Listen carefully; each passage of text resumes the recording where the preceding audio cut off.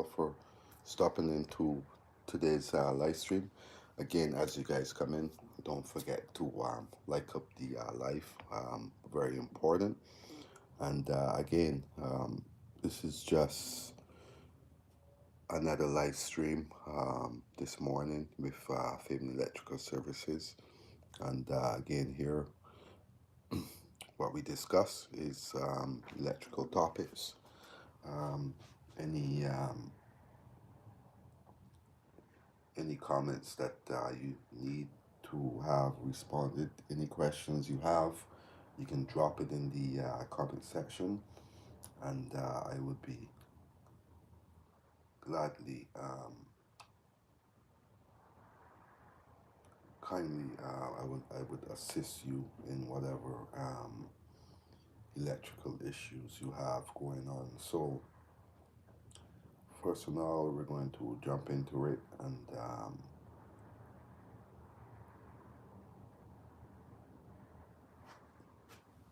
basically this morning is a open topic. We'll run through some electrical stuff when it comes to your lighting. If you basically see that you have flickering lights, just make sure to have them fixed accordingly. Flickering lights is not something that you want to leave alone for a very long time. Um, it can become very dangerous when you have a flickering light and you're not attending to the issue. Same thing like smoke detectors. When you do have these kind of issues, it's best to have them fixed right away. Have your electrician or your contractor, whoever it may be, depending on where you're located.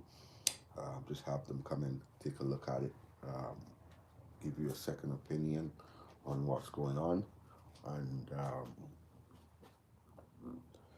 you can just go from there.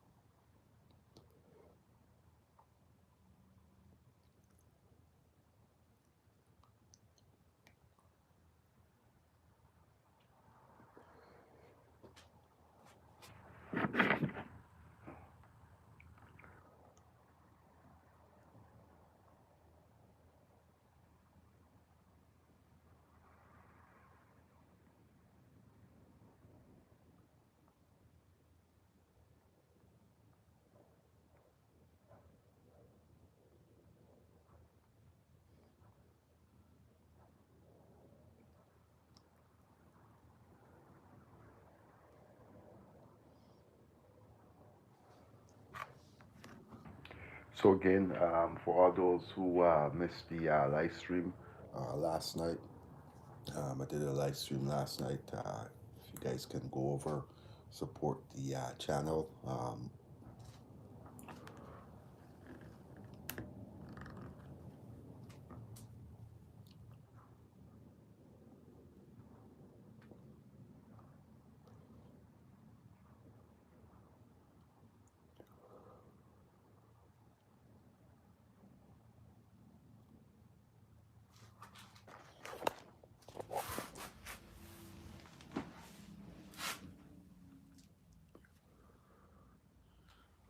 So again, will be a quick live stream.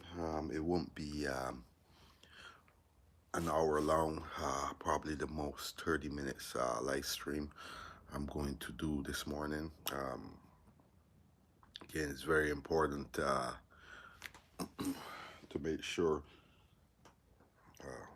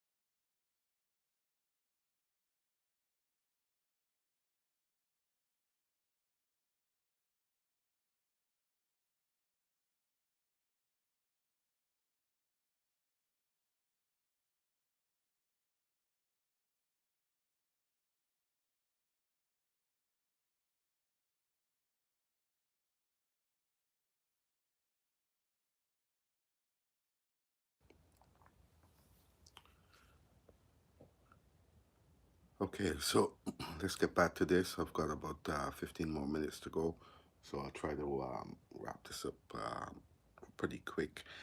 So basically, when it comes to being prepared with your home and stuff like that, it's always best to make sure you have no extension cords and so on hanging around. Make sure that your cover plates are on. Um, can cause serious damage. Make sure you follow your box fill. For all those who doesn't know, box filling is very important. You cannot have a certain amount of wires inside of your boxes. There is a code on that also. If you do, make sure you check with the box fill inside of the OESC 2024. Simply, if you need to add another box, you can simply add an extension also. It gives you the extra space that you need inside of the box itself. As we all know, every time you enter your electrical boxes, there is a box fill inside of there. And what that means is every time, every moret that you are going to use is going to count for your filling. So um, the amount of the size per moret you use is going to count towards the box filling. So you have to make sure that when you are installing your boxes, make sure to have your box fill accordingly. um, Very important. Box filling is part of our industry. It can also lead to fires. Simple stuff like this that people are not aware of. That's why we do follow the OESC 2024 or the Canadian Electrical Code Book accordingly. Even when it comes to your grounding and bonding, there are a lot of rules that we have to follow when it comes to installing your 400 amp installation. Also, there is codes on that also. For instance, the height of the breaker, filling in your holes that was previously knocked out. You have to have all of those filled in before you can call for final. What else? You have to make sure that you remove your bonding strap in the case that you do have a meter and a disconnect. If the panel is located more than 5 feet away from the meter, you have to have a disconnect in place, and then you're going to also have to bond everything into the disconnect. Very important when it comes to your roughening. Just make sure that your boxes you're using the proper box for the proper job. Um, let's say you have in your washroom your GFI, you're going to be going in with more than 3 sets of cables or even four. You can use a 4x4 box with an extension. Makes the installation a lot neater. You can also turn around and have a lot more space for the GFI to work. You're not overheating your wires inside of the box. You're not squishing the wires. All of these things will cause your receptacle to probably trip or maybe even touch the side of the box and arc out. So the less amount of wires that you have inside of your boxes, your receptacles will sit in there neither. And what I like to do is I like to simply start off with my feeder, go to the first receptacle and continue on. In and out is kind of what I do. That way, when I end up at the last receptacle, I only have one wire. There's not a whole lot of wires inside, jumping all over the place. Makes the job um, makes the job less professional. So again, the name of the game is to be professional when you're doing the work. You want to make sure that everything is going to work at the end of the job. We're not going to have any hiccups or anything like that.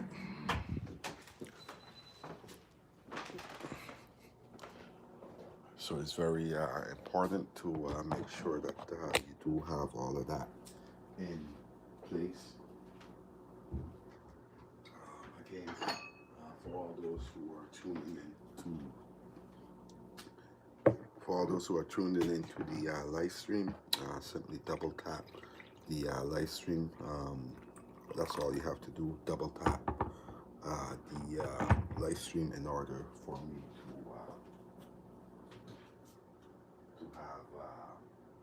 have this video go out to others who are interested in the content just as much as you are. Um, so again, box filling, like I said, it's very important, key factor in the industry. Um, just keep in mind that when you don't have the proper filling, that you can also fail your inspection also. So the number one game is trying to pass your inspection at the end of the day. So in order to achieve that, just simply double check your OESC 2024 or your Canadian Electrical Code Book to make sure that you follow your rules accordingly. Also, when it comes to your plates, just make sure that your plates are on. Reason being is you can simply have a zap or get shocked from not having the plate on. The plate does protect you when you are using it. When you're not using it, there's no protection. When you are using it, there's a protection, and it is actually also against the OESC 2024. Everything has to be to code, and that means installing plates when it comes to having the job passed. Sorry about the rattling. Let me move that for a second.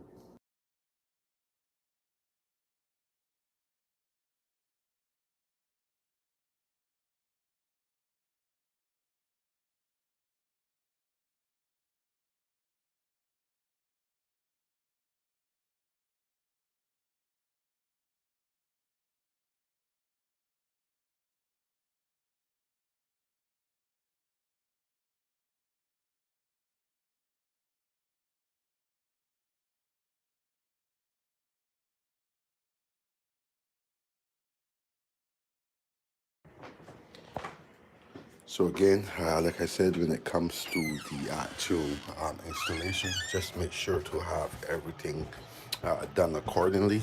Make sure you're following the code rules accordingly. Don't want to fail your inspection. Again, for all those who are checking into the live stream, don't forget to like up the live. Very important. To like up the live stream helps with the channel, and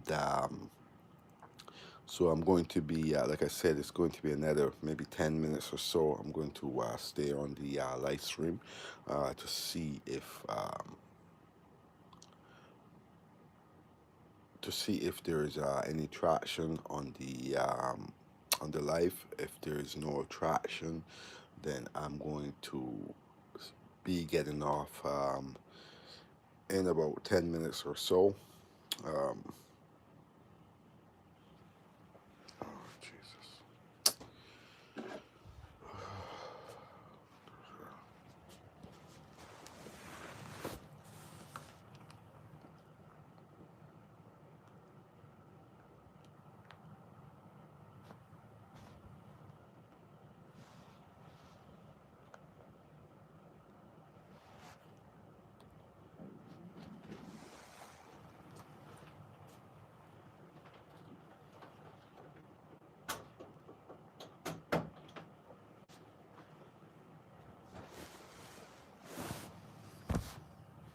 So again,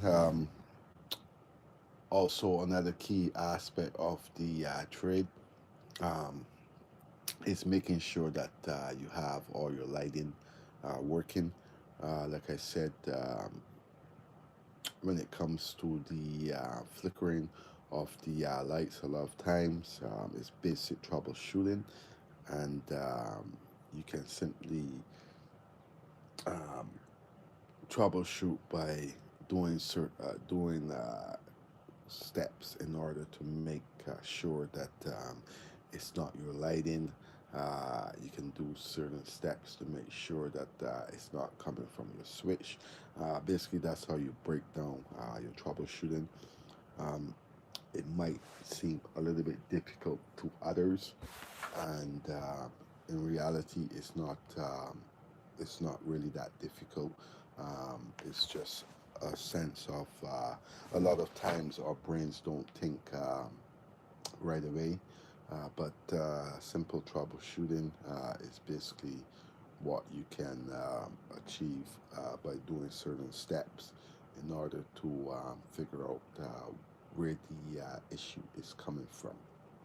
um, Grounding off your receptacles is another key important aspect of the roughening also. A lot of times,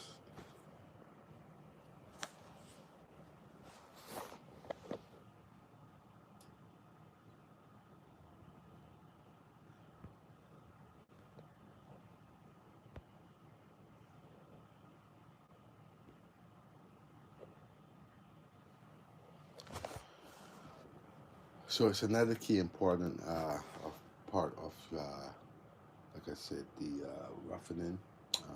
You want to make sure that you get the roughing uh, right when it comes to your grounding. Basically, what it is if your receptacle is not grounded properly, you're going to find that you're going to be using appliances that are going to get burned out because it simply wasn't done to code. So it's something that you want to make sure that you have up to par. Simply what this means is a lot of the receptacles sometimes are not grounded properly, and all it means is that just removing the receptacle, making sure that you do check your boxes to make sure that everything is done accordingly. You have your receptacles grounded off from the you have your ground wire grounded to the box. Also, you're going to have you want to make sure that it's on the plug itself. Like I said, um, you want to make sure that everything is properly intact.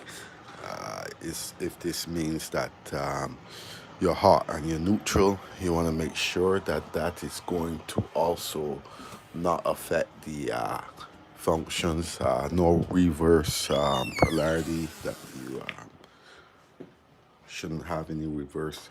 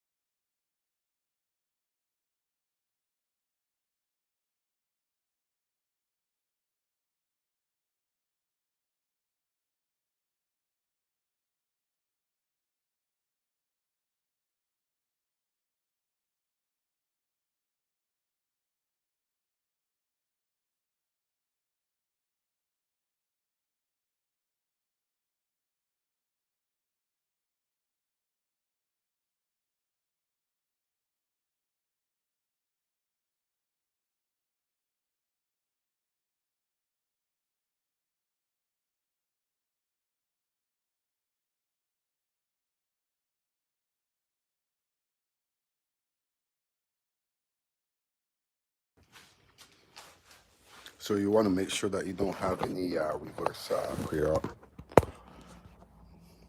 no reverse polarity in the receptacle line itself, the line itself.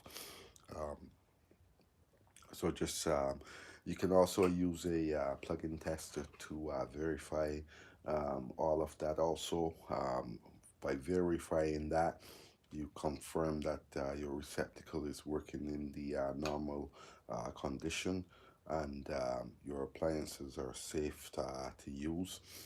Also, always make sure that when you do install your stove, wire that you want to check for polarity also, by achieving that, you're okay to install your stove outlet. This is the first thing that we do. Make sure that there is the correct power that's coming there. Make sure there's nothing coming back on the neutral itself. So you achieve that by using a multimeter. Simply ringing out your lines is the best way to go about that. And again, like I said, this was going to be a very quick live stream, nothing too long today.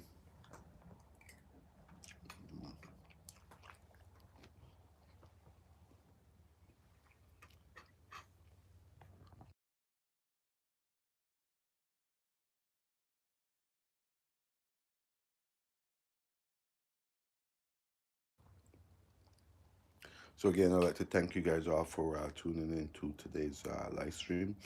Again, as you guys come in, don't forget to smash that like button. Helps with the algorithm. Also helps with the channel. And I thank you guys all for tuning in to today's live stream. And I will catch you guys on the next live stream.